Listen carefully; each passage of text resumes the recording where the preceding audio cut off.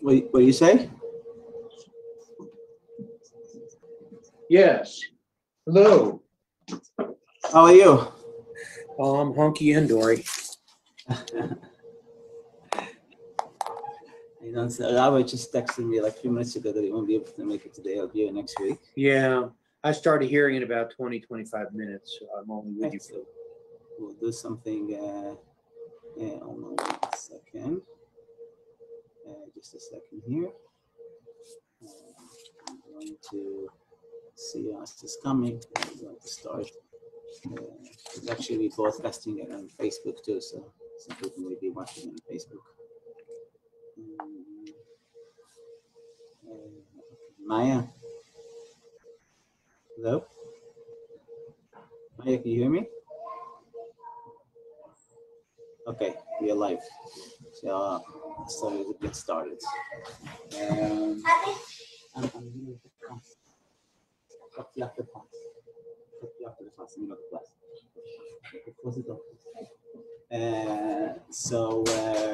We actually talk about this very interesting subject this week. It's called One Torah, 600,000 Opinions. Talk about argument in Judaism, in Jewish law. And, you know, what's the whole source of argument in Jewish law?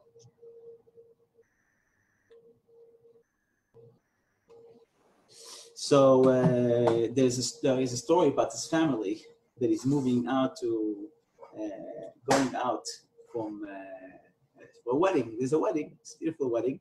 And this two families from Yerushalayim, the old city of Yerushalayim, are getting together for a marriage, a big wedding. So everybody from the old city is participating. Somebody prepares a cake, somebody prepares a dessert, everybody helps prepare for the food. And the uncle of the bride, his job was to prepare the cholent. So he makes this big, his name is Gimpel Segel, is cooking this beautiful big cholent, and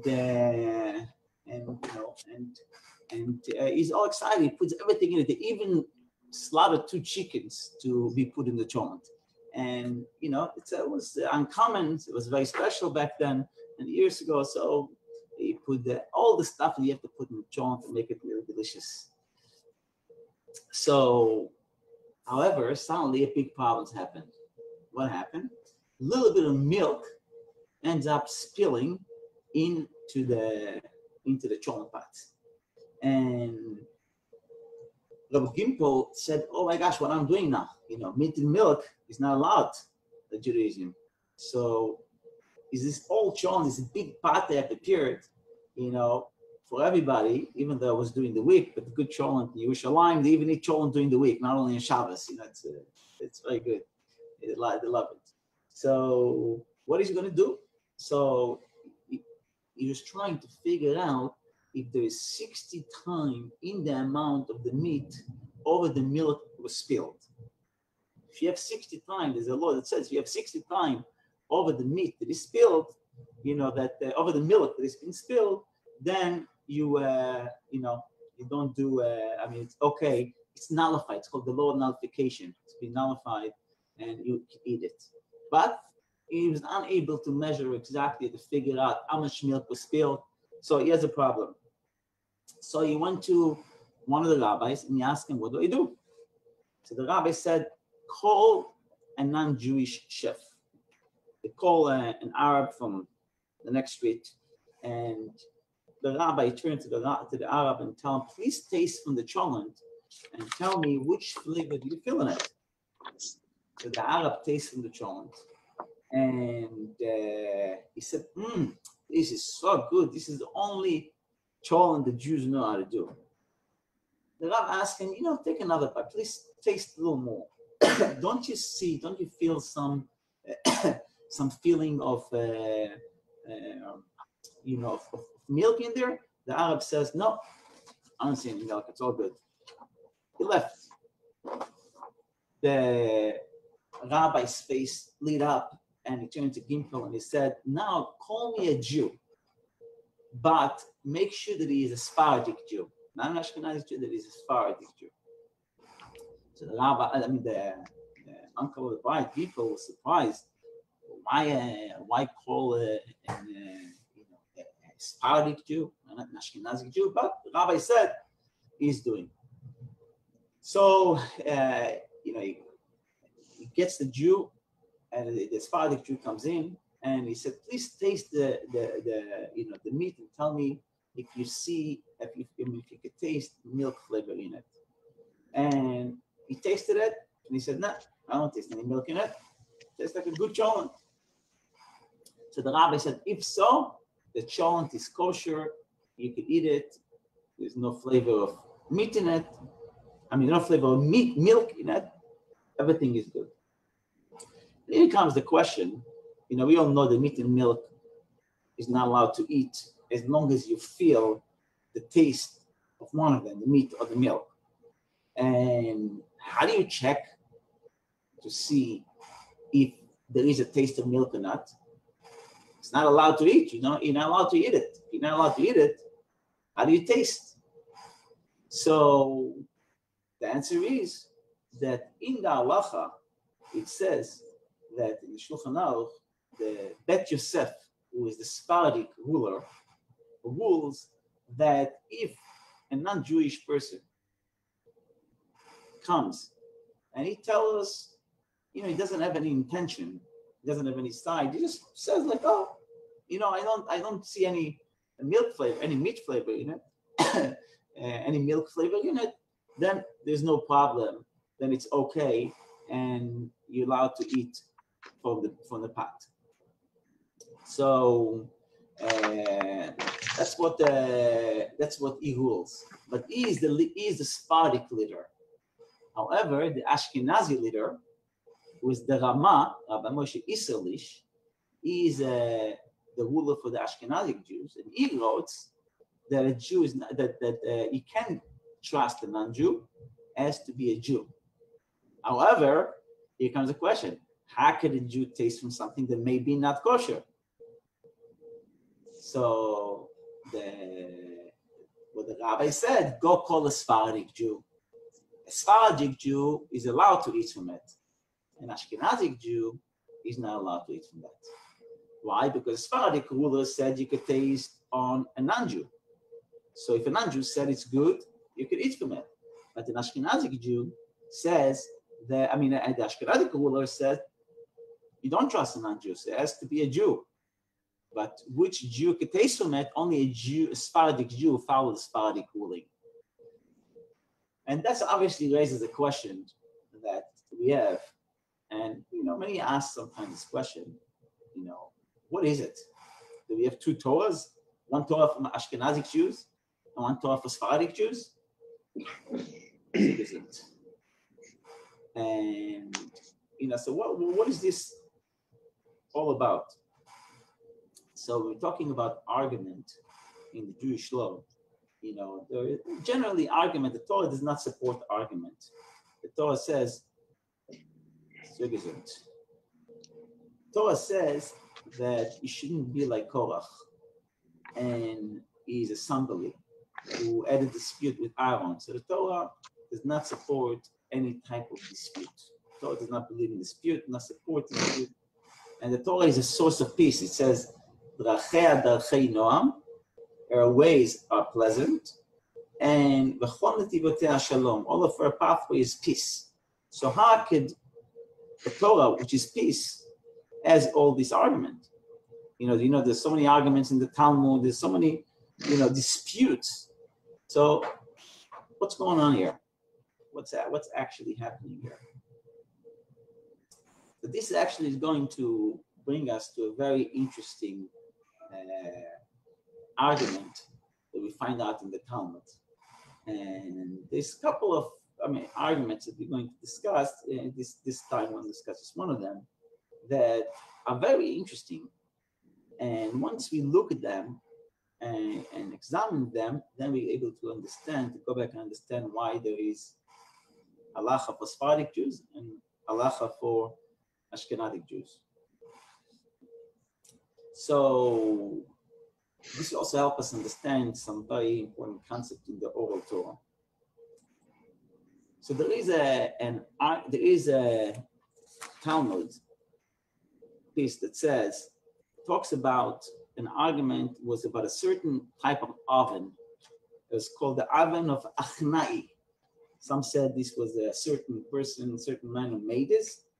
Others said that this is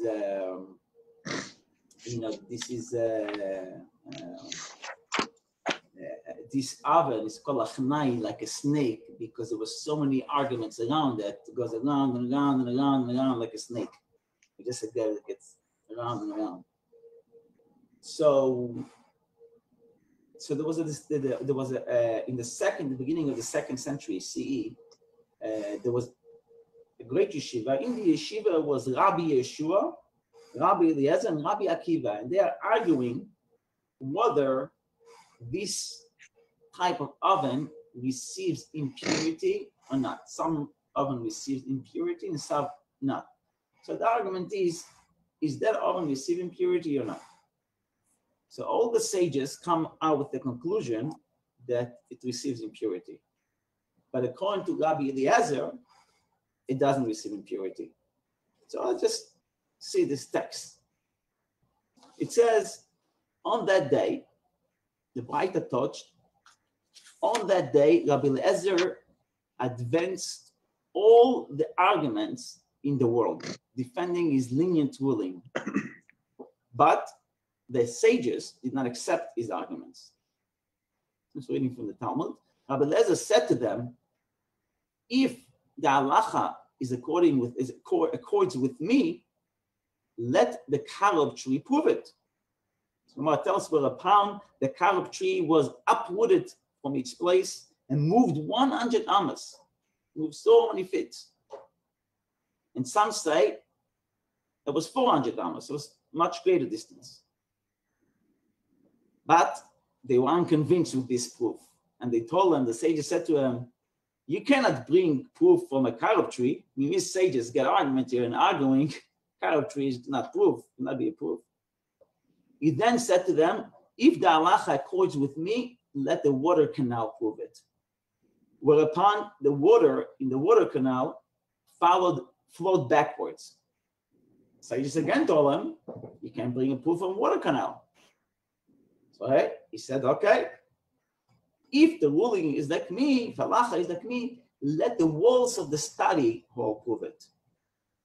Whereupon the walls of the study hall leaned and were about to fall. So Rabbi Yeshua immediately rebuked the walls and he told them, if Torah scholars are arguing with one another, you have a discussion about halacha, what's your business here? Why are you getting involved? So, very interesting. It says the walls did not fall out of the respect of Rabbi Yeshua, because he screamed at them, he says, don't get involved. But also they didn't get back straight up because of the respect to Rabbi Eliezer.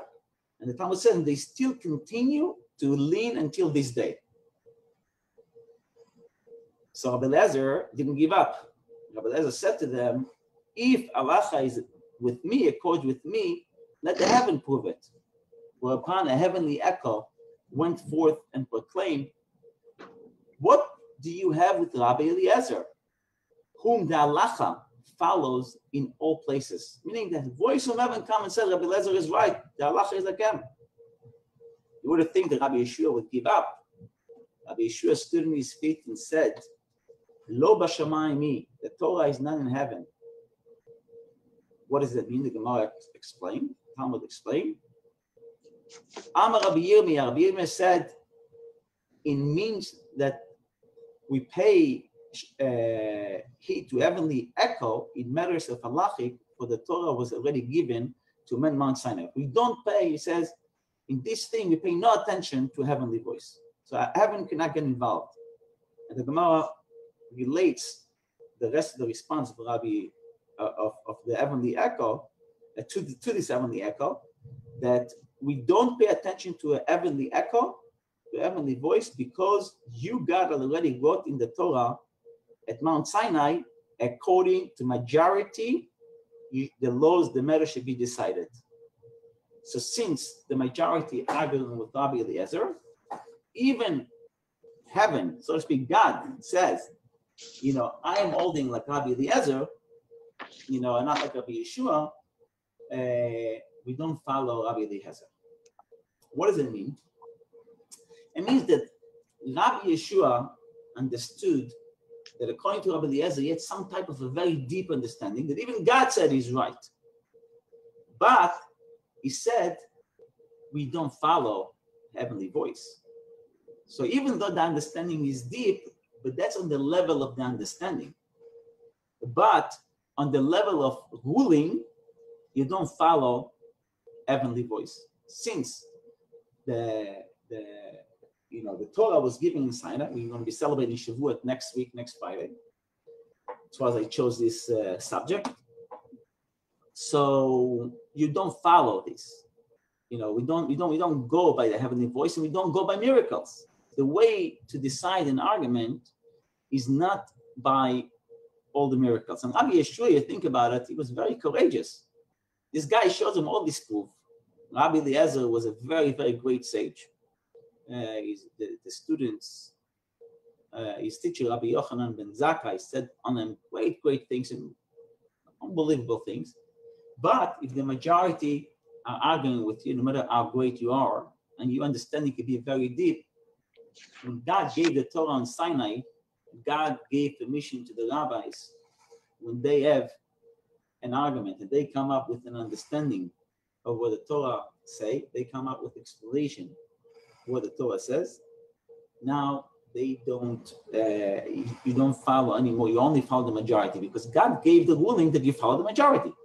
That's as long as you, talking about very holy rabbis, who knew the entire Torah, they knew how to rule, they knew how to debate, they knew that whatever they come up with, it's not going to contradict the Torah in a different place. So it makes no difference. You, Rabbi Eliezer, could take all the heavenly court with you. God could even agree with you, but God gave the Torah on earth for us to decide. This is also God. Not this is what God said.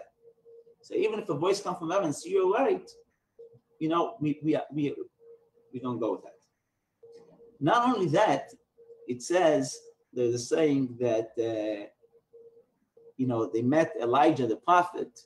It says like this in the Talmud. It says, Ashkechei Rabbi Natan Eliyahu. Rabbi Natan once met Elijah. Amalei. Rabbi Natan said to him, my Avid Kuchobichu Ba'ishata. What was the only one blessed doing at that moment? When Rabbi Yeshua rejected the heavenly voice, you would think that Hashem would get upset. Hey, there's a heavenly voice that says that Rabbi Eliezer is right. How do you do arguing about it?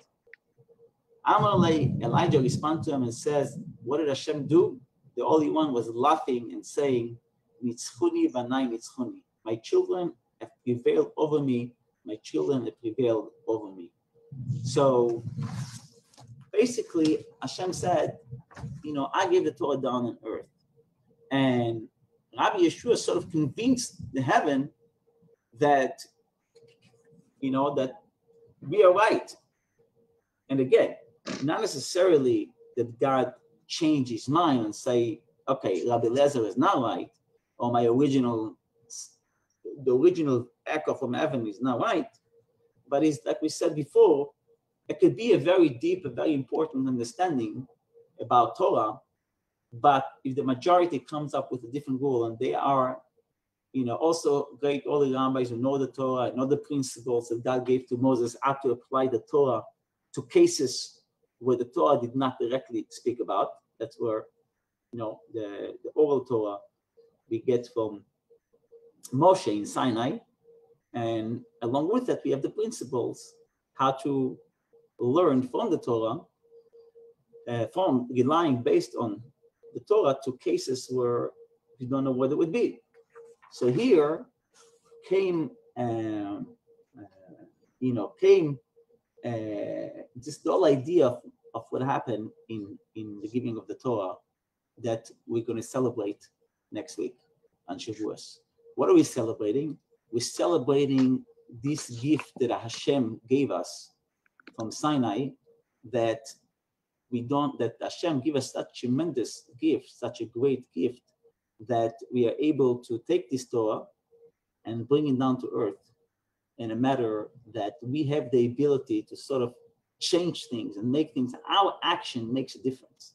That even God agrees that the impact that God give it to us in a way, and an impact that we can make such an impact on the world when we put on the tefillin, when we light candles, when we put a mezuzah on our doors. God gave the Torah here down to earth. So the halacha also is being decided and determined according to the rabbis and what they come up with, again, as long as they are very holy rabbis and know the entire Torah and know how to imply the principle, the method of Torah into other things. So that's the idea of what's happening in what we're celebrating in Shavuos.